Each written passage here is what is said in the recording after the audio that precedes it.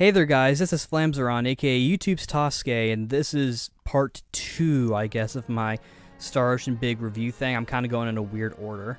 So I started with Star Ocean 4, but here I'm doing Star Ocean 1, or technically Star Ocean First Departure on the PSP. That's the version I played, the remake of the original that came out on the SNES or Super Famicom, and is also the one that was officially released. Now, the Super Famicom version has been translated. It's one of those Japanese SNES games that have been completely translated, and that's like the way most people have played it, like Fantasia, Clock Tower, and Seiken Densetsu 3, and just other games. But anywho, this is my review basically on Star Ocean First Departure, and for those who are wondering, the emulator that I'm using to record this footage is PPSSPP. That's literally what it's called. Just Google that. I don't support piracy that much, at least. But I own the game, and I played on the original PSP. The only reason why I'm using an emulator is so I can record it, and it'll be in high definition. But off the bat, I kind of knew about the story with Star Ocean and Tails. So when I played this first one, I did notice some similarities to at least Tails' Fantasia. Like, for example, Roddick, I mean, obviously he's got the blue hair and the tail, but like his clothing design, I think, is kind of similar with like the armor and whatnot, and the idea of like the fabled weaponry with Tails' Fantasia being the Eternal Sword, and with Star Ocean being essentially lightsabers, like mechanical weapons.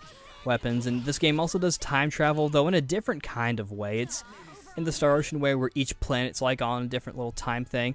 And that's one way of doing time travel without actually involving time, and I find that interesting. And with it being the first game, that's just the way they go. I mean, obviously they didn't do what Star Ocean 4 did, where they involved real time travel, even if it was interdimensional. But the gameplay is, if you've played Star Ocean's Second Story, which I'll get to after this one, though I played Second Evolution, the PSP port, you'll be familiar with it. It's an updated version of that, and it plays well. One thing I didn't really like about the game mechanics, though, is I don't know if it was just me, but on the world map, you seemed really slow. But, the story, I enjoyed. I like the character interactions. I kind of felt bad for Dorn, because, him getting sick and with the stone disease, and he having a crush on Millie, but then Roddick getting all the attention. We've got enemies. Getting kind of like the main, those two kind of getting those two are the ones you at least pair up. I think more people are more interested in the relationship between Ronix and Elia, and that's definitely the more coupley one. But I find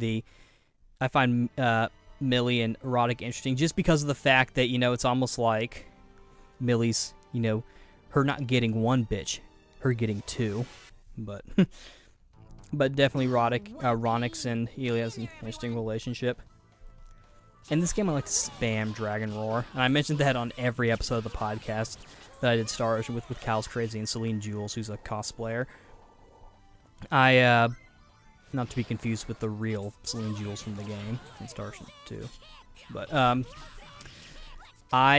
I would spam. In fact, in this gameplay footage you're seeing, I spam Dragon Roar a lot. It is busted. And I'm going to make a point to show you the other move that I have, just so that I don't seem like an asshole who's just spamming the same move over and over again. I know someone got upset with me in the one video I did on how to play Star Ocean First Departure correctly, when all I was doing was just doing Dragon Roar. Again, it was a joke. And if you happen to be listening to this, asking for help would have been a lot easier. Anyway. What a pain. What I really enjoyed about it was just this game kind of tugged at my strings a little bit, just a little bit. It's been forever since I've played this game, so a lot of the details are kind of scarce for me. Playing it a little bit kind of helped, and I remember stuff from when I did on the podcast, though. Even then, I kind of had to scrape for stuff. And it was after that I started doing notes, so I would remember stuff. But yeah, this game is I enjoyed it. The music has some decent ones. It's Motoi Sakuraba, and I feel like it's just straight up Motoi Sakuraba, as opposed to it's not like Tails music, at least, where there's someone else who adds a bit of a flavor to the music. But this game, I feel like it's got decent music.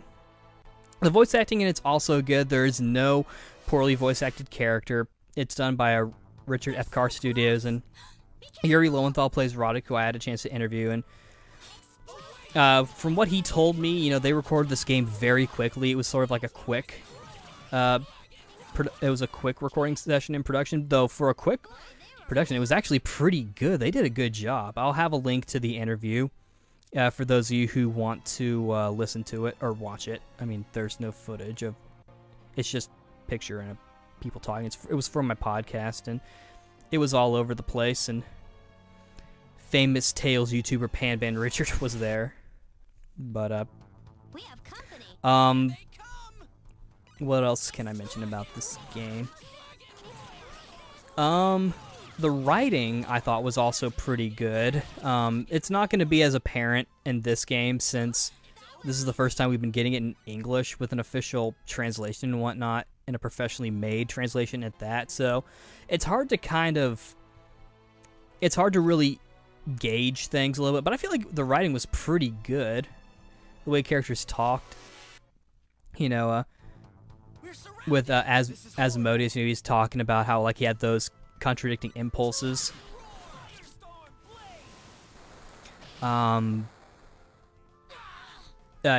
was nicely written. It was a little confusing, but overall I feel like the writing was good. Difficulty, I feel like, I talked about this on the podcast as well. Like, I feel like the difficulty kind of fluctuates a little bit throughout the entire series. With this one, I don't really remember it being really brutal. There were definitely some hard parts, though. At the same time, I felt like I tried my best to avoid using Dragon Roar because I didn't want to cheat. I felt like if I just spammed it over and over since it was busted, I would be cheating. And of course, it didn't always work. Like, if you run out of EP, I think it is, or MP or whatever, then obviously it's not gonna really work too well. But I felt like that was like the way to go with this game. I felt like, the game would have been a lot easier with just Dragon Roar. The private actions, which are like, they're not really skits. They're not really an equivalent of skit, but one of my favorites, of course, the whole cats or dogs thing, which I felt that seemed kind of like something that would have transitioned into the entire series. Though I didn't see any in any of the other Star Ocean games from what I've played. This game does have an arena, though I never unlocked it. This game has a lot of secret characters, and in the remake they give you an extra, or they give you 2 extra. One character who I think was already in the game, and then